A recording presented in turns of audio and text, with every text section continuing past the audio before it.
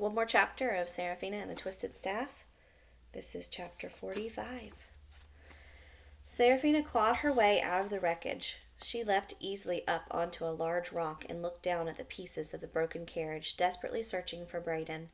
She was relieved when he crawled slowly out of the debris, battered and disoriented, but still alive. When he glanced up at Serafina, his eyes widened in surprise. He was startled for a moment, but then Serafina saw the recognition fled through his expression and he smiled. He knew exactly who she was. But he did not take the time to speak or approach her. He immediately dug through the debris and found the twisted staff.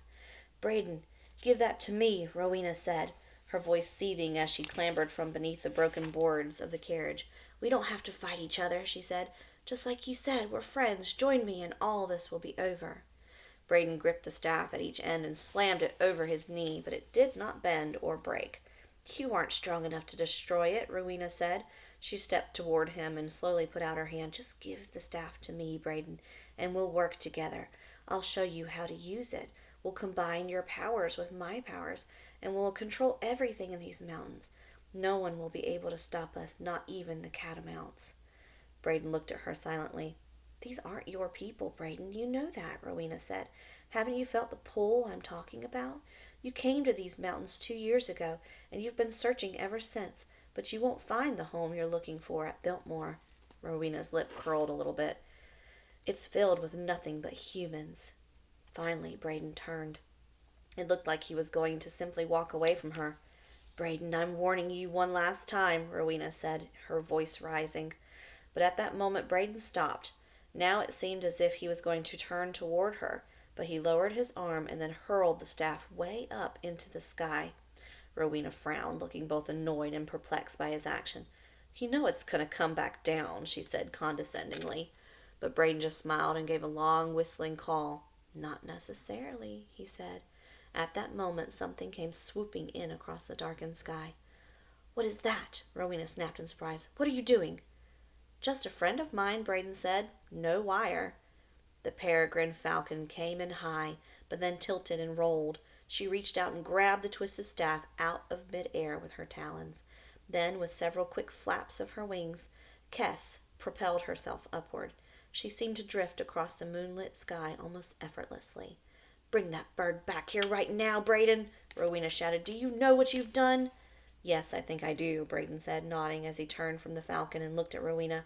"I want to make this very clear. I will never join you, Rowena." "You're going to wish you had," Rowena spat.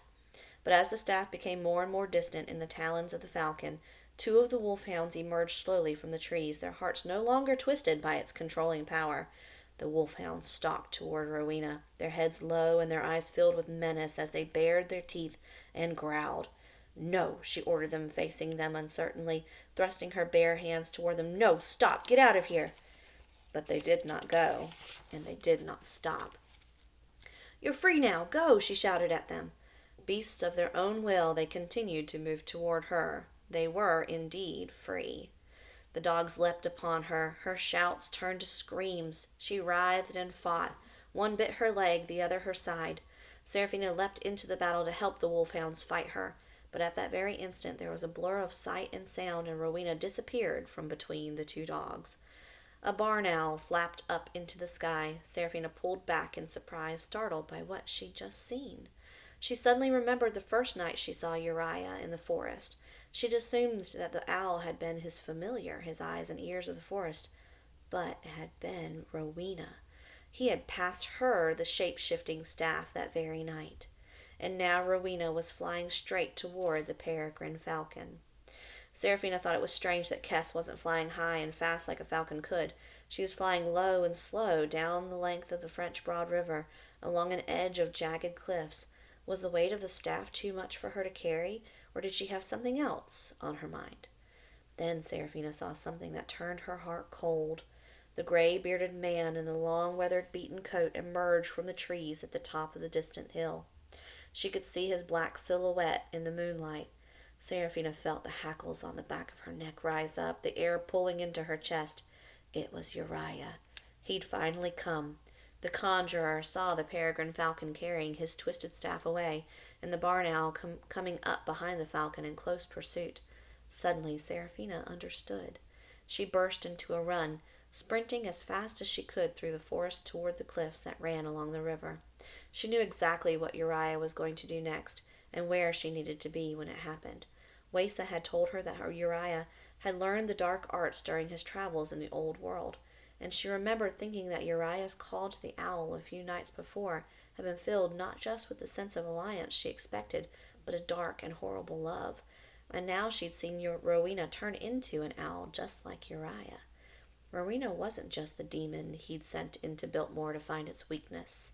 She wasn't just the conjurer's apprentice and the wielder of the twisted staff. Rowena was his daughter.